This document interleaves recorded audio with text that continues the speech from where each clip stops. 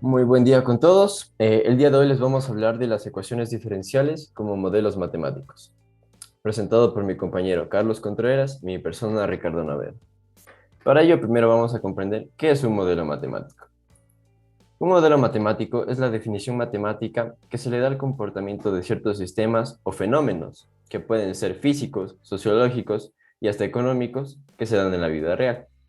Para ello vamos a ejemplificarlo con una gráfica que tenemos respecto a los casos que se dan en China sobre el coronavirus. Como podemos ver en nuestra gráfica, tenemos hacia el lado izquierdo lo que es la cantidad de habitantes o de pobladores que se han contagiado de COVID-19 con respecto al tiempo en respecto a las fechas del mismo año. La línea azul expresa la cantidad de casos y la línea roja la cantidad de decesos. Bueno, a continuación les voy a dar una breve explicación acerca de la construcción de un modelo matemático mediante este diagrama. Bueno, en este diagrama nos muestra cómo analizar un problema de la vida real, medido eh, primeramente con una hipótesis. Posteriormente se lo va a formular por medio de las ecuaciones diferenciales y sus gráficas. Resolviendo estas ecuaciones con sus respectivas gráficas, nos van a arrojar las soluciones. Estas soluciones gráficas las vamos a interpretar y luego las vamos a comparar con que si estas presentan soluciones para la vida real, es decir, concuerdan con los datos que teníamos al inicio en la hipótesis. Ahora les vamos a hablar de ejemplos en los cuales se pueden presentar este tipo de modelos matemáticos. Uno de ellos es la dinámica poblacional, la cual se refiere a la variación de población que se da en un entorno determinado que depende de dos variables esenciales. La primera es el tiempo de estudio en el que se realiza la investigación y la segunda la variación de los pobladores o los habitantes, cuyo crecimiento y decrecimiento muchas veces depende de lo que es la tasa de natalidad, la tasa de mortalidad y otros factores. En este ejemplo podemos ver una gráfica de la evolución de la población en Cuba entre el periodo de 1990 y el 2011, donde podemos ver que los habitantes expresados en miles con respecto a estos años ha crecido constantemente hasta empezar a decrecer en el año de 2009-2010. Para poder entender esto mejor, la ecuación que la formula es la presentada a continuación, donde DDP sobre DDT es la población con respecto al tiempo. P es la población, T mayúscula es el tiempo y K es la constante. Bueno, el siguiente problema a analizar es el decrecimiento radiactivo. En este se analiza cómo en una determinada sustancia empiezan a desintegrarse sus núcleos y esto es proporcional a la cantidad de sustancia existente al inicio. Como podemos ver, la ecuación de decrecimiento radiactivo es igual a la de la dinámica poblacional. ¿Cuál es la diferencia?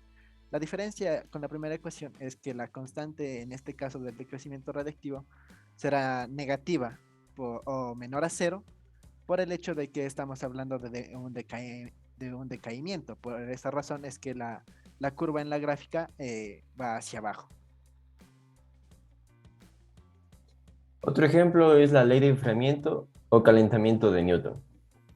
En esta ley se expresa que existe una relación entre la variación de temperatura de un cuerpo y el tiempo en el que se analiza dicha temperatura. Esas variaciones pueden estar relacionadas a las condiciones ambientales del lugar en cuestión.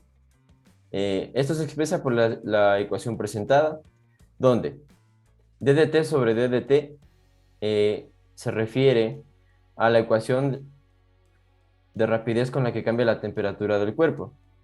T mayúscula es la temperatura, T minúscula representa el tiempo, eh, K es la constante y T sub m es la temperatura del medio que lo rodea.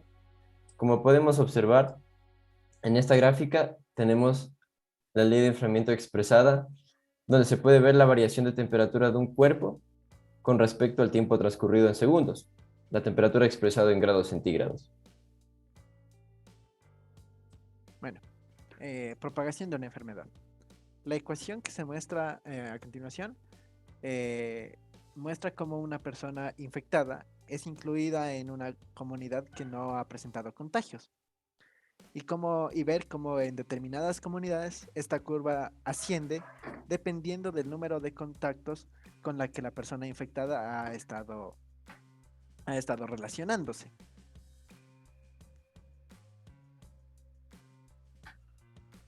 Ya. Otro ejemplo son las reacciones químicas. Esta se refiere a la desintegración de una sustancia radioactiva, cuya reacción para dichas desintegraciones es el objeto de análisis. En este caso analizamos la presión de acetonitrilo, como podemos ver en la gráfica, con respecto al tiempo transcurrido, nuevamente en segundos. Esto se expresa por la ecuación presentada, donde X es la cantidad de un químico formado, sub T es el tiempo, K es la constante y alfa como beta se refieren a las cantidades de químico expuestas. Listo. Drenado de un tanque. La ecuación de drenado de un tanque muestra la altura que tiene el agua con respecto al tiempo cuando el agua cae de un tanque. Este cálculo se lo hace con la velocidad con la que cae el agua desde el agujero, ignorando la fricción que crea el agua con el agujero por donde se va a drenar. La velocidad con la que se drene el agua también va a depender del área del agujero y será proporcional. Entre más grande el agujero, mayor será la velocidad con la que se drene el agua. Ya. Otro ejemplo es el circuito en serie.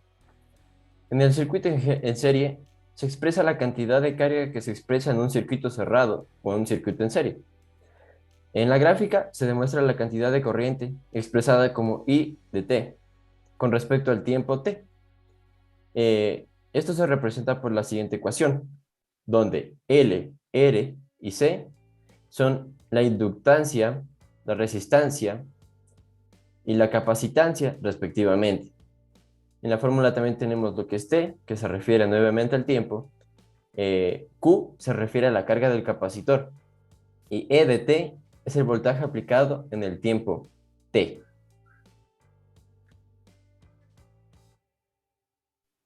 Ya. Los cuerpos en caída. Aquí la primera ecuación muestra la segunda derivada de la función posición de un objeto respecto al suelo. Eh, la podríamos reemplazar por la fórmula posición mostrada a la derecha. En las gráficas observamos cómo la gráfica 1 muestra la posición, la segunda muestra la velocidad que vendría siendo la primera derivada de la función posición y la tercera muestra la aceleración que vendría siendo la tercera derivada de la función posición, que en este caso pues como hablamos de una caída estamos hablando de la gravedad. ¿Por qué la gravedad es negativa? Porque simplemente al principio de este movimiento el cuerpo es arrojado hacia arriba. Cuerpos en caída y resistencia al aire. Ya. Este modelo expresa la relación que existe entre dos cuerpos de diferente masa y o peso. Pues si dejamos caer, por ejemplo, una bola de boliche y una pluma, consideramos que la bola de boliche caerá primero por su peso. Pero esto se debe solo a la resistencia del aire. Por ejemplo, si anulamos la resistencia a la misma, ambos cuerpos caerán al mismo tiempo. Esto se expresa por la ecuación presentada a continuación, donde m es la masa, s es la distancia recorrida, k es la constante, t es el tiempo y g es la aceleración de la gravedad. Como podemos ver en la gráfica, presentamos que en caída libre, la velocidad que tendrá metros sobre segundos de un cuerpo con respecto al tiempo, tanto de la bola de boliche como de la pluma, van a ser exactamente la misma. Listo. Para el problema de cables suspendidos, se muestra una ecuación en la que nos ayuda a modelar la forma que tiene un cable suspendido entre dos objetos como pueden ser los postes de luz. Listo. Para analizar esta ecuación, vamos a analizar dos puntos que existen en el cable. El punto uno que vendría siendo el punto más bajo que tiene el cable, y el punto 2 que es un punto aleatorio. Bueno, sobre el cable actúan tres fuerzas, dos tensiones, la tensión uno sobre el punto uno y la tensión 2 sobre el punto 2. y la fuerza W, que es la carga que se ejerce sobre el cable para que este sea suspendido. Bueno, la tensión 1 viene siendo igual a la tensión 2 coseno de teta que tenemos ahí, es la misma dirección. Y la carga W es igual a la componente vertical en la tensión 2.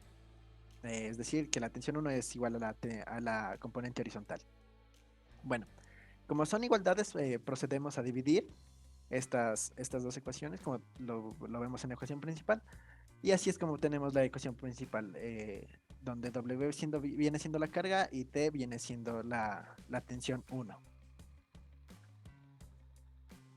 Muchas gracias. Esto ha sido todo por hoy. Aquí presentamos las referencias con respecto a las gráficas obtenidas. Hasta luego.